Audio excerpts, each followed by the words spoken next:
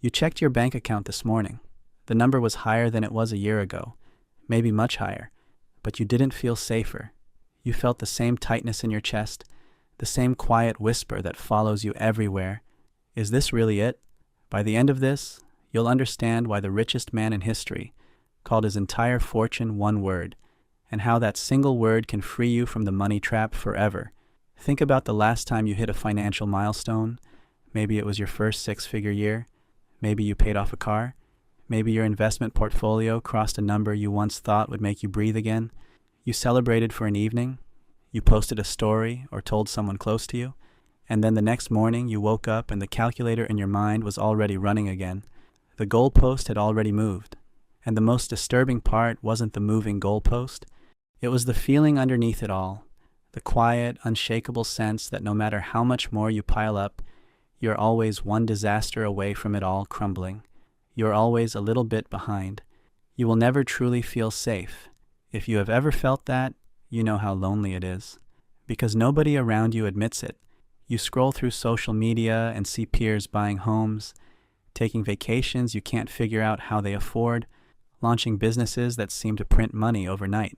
And you sit there at midnight, staring at a budgeting app or a credit card statement, thinking the same thought you've had for years. Maybe I'm just bad with money. Maybe I don't have what it takes. Maybe I'm broken. But here's the secret nobody in the financial world tells you. The richest man in history felt exactly what you're feeling right now. And he didn't feel it despite his wealth. He felt it because of his wealth. Stay with me. We have been sold a lie about money. The lie is so embedded in the way we breathe that most of us don't even see it as a belief. The lie is this: security is a number. Happiness is a number. Peace is a number. If you can just get to that number, whatever it is for you, then the tightness in your chest will finally release. Then you will finally sleep. Then you will finally feel like you've arrived. You've chased that number for years. And I want you to be brutally honest with yourself right now. Has a raise ever actually made you feel safe for more than 2 weeks? Has a larger bank balance ever quieted the voice that says you are not enough? Because for most people, the opposite happens. The more they accumulate, the louder the anxiety becomes. The stakes feel higher. The potential loss feels bigger. The need to protect and grow takes over. More money, same empty feeling. More assets, same fear of losing them. More income, more expenses, same anxiety. You're standing in the middle of a storm, clutching something that you were told would be your anchor, and you're discovering that it cannot hold you. Picture this. You're holding a fistful of smoke. You can see it, you can feel the warmth of it for a split second, but the moment you try to close your fingers around it, it's gone. That is the single metaphor you need to understand about wealth. It's not evil. It's not worthless. It's vapor. Something real. Something you can perceive, but impossible to hold. The tighter you squeeze, the faster it disappears into the air. And 3,000 years ago, a man who owned more of it than any human before or since sat down and wrote exactly that. The man was Solomon, king of Israel, and the numbers attached to his life are genuinely hard to believe. According to the historical records, gold flowed into his kingdom at a rate of about 25 tons every single year. That's not a typo. Silver was so abundant in Jerusalem during his reign that the text says it was treated like gravel on the road. He didn't just have money, he was wealth itself. He built entire cities. He commissioned fleets of ships that returned with exotic goods from the ends of the earth.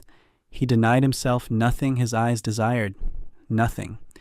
The text says he had 700 wives and 300 concubines.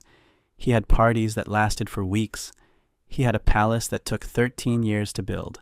He ran every single experiment you and I have ever fantasized about. More pleasure, more possessions, more achievement, more status. If anyone in human history could stand on top of the pile and say, "I have finally arrived," it was Solomon. And he did arrive. He reached the summit of everything a human being can accumulate. And then he opened his mouth and called all of it one word: Hevel. Most English Bibles translate that word as meaningless. Vanity. Meaningless, meaningless, everything is meaningless. And if you hear that translation, you might think Solomon became a bitter old nihilist who just gave up. But that's not what he said. The Hebrew word Hevel does not mean meaningless in the sense of worthless. It means vapor, breath, smoke, a mist that appears for a little while and then vanishes. Solomon, with all his wisdom, wasn't saying that money, pleasure, and success are garbage. He was saying something far more devastating and far more accurate. He was saying they are real. They matter. They can even be enjoyed. But they cannot be held. They cannot be the foundation of your life. They are morning fog over the city. When the sun rises, it burns off. And if you built your house on that fog, you wake up in free fall. This is the hidden truth that most people miss when they read Solomon's story. They assume he was warning against money because money is evil. He wasn't. He was warning against treating money like it can carry the weight of your soul. He was telling every generation after him, I had it all. I tested the theory that enough wealth can produce lasting peace. And the theory collapsed. The experiment failed. Not because the wealth was bad, because the wealth was vapor. It was never designed to bear the weight I put on it, and neither is yours. The money mirror is this. Every raise you fought for, every promotion you earned, every investment that finally paid off, it lifted your life for a moment, and then the same familiar emptiness crept back in. Why? Because you were asking your bank account to do something it cannot do. You are asking it to tell you that you're safe, that you matter, that you are enough, that you are ahead of the curve, that your future is secure, and your bank account doesn't have the vocabulary to answer any of those questions. It can only reflect a number, and a number can never speak peace to a human heart. That's not cynicism. That's the testimony of the richest man who ever lived. So, what do you actually do with this? How do you stop strangling smoke with your bare hands and finally breathe? I'm going to give you 3 concrete steps that move you from the vapor chase to something solid, and I want you to do them. Not just hear them, do them. The first step is to stop squeezing the vapor. Most people live their entire financial lives driven by a fear they have never named. Fear of not having enough. Fear of losing what they have. Fear of looking like a failure. Fear of ending up like someone they pity. That fear becomes the silent engine behind every decision. It makes you hoard. It makes you panic sell. It makes you take jobs you despise. It makes you lie awake at night running calculations that change nothing. So right now, take out your phone or a piece of paper. Write down the last 3 financial decisions you made.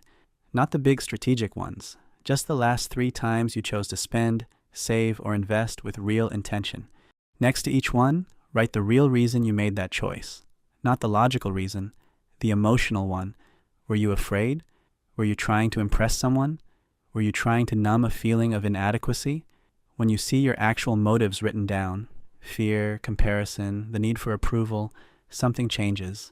The vapor loses its power over you because you finally see that you were never chasing money. You were chasing a feeling that money cannot produce, and you can't fix what you haven't named. The second step is to build the hand, not the pile. Here's a shift that will rewire how you relate to every dollar. In Solomon's experiment, he accumulated endlessly to experience pleasure and security, and it all turned to vapor. But later in the same book, he says something radical. He says that wealth is a gift from God, and that a person should find satisfaction in their labor and enjoy the fruit of it. The difference is posture. One posture is the clenched fist around smoke. The other posture is an open hand. An open hand receives. An open hand gives. An open hand can hold something precious without being terrified of losing it. So this week, make one financial decision that is not about building the pile. Take a portion of your money and put it into something that has nothing to do with your own security. Give it to someone who can't pay you back. Invest in a relationship. Buy something beautiful that reminds you life is not just about accumulation. Fund a moment of rest or joy. I am not telling you to be reckless. I am telling you to break the addiction to accumulation by proving to yourself that your worth is not the number on the screen. Generosity is not just a nice spiritual idea. It is the only way to prove to your own heart that money does not own you. An open hand can't strangle smoke. An open hand just lets it drift through the fingers and you realize you're still breathing. The third step is to breathe before you chase. Money anxiety operates in a part of your brain that hijacks rational thought. When the fear hits, it demands immediate action. Check the account, move the money, cut the spending, panic. So create a gap. Before any financial decision driven by anxiety, before you transfer funds in a panic, before you say yes to a side hustle that will crush your soul, before you make a purchase out of comparison, pause for 60 seconds. 60 seconds. In that pause, say something out loud. Not just think it, say it. Your voice needs to hear your own mouth declare what is actually true. Say this: my security does not come from a number. My worth is not my net worth. I am not defined by what I have or what I fear losing. Then make the decision. It sounds simple, but it is the single most countercultural act you can do in an economy that profits from your panic. The pause breaks the spell. The declaration rewires the brain. The vapor doesn't get your instant reaction anymore, and that changes everything. Now imagine waking up tomorrow morning. You reach for your phone, the same habit you've had for years. You open your banking app. The number on the screen is the same. Nothing has changed overnight, but something inside you is different. The tightness in your chest is looser. You notice the sunlight coming through the window. You don't calculate your worth by the balance. You don't start the day from fear. You make your first financial decision of the day, maybe a bill to pay, a coffee to buy, and it's not made out of panic. It's not made out of comparison. It's just made from clarity. You are not chasing.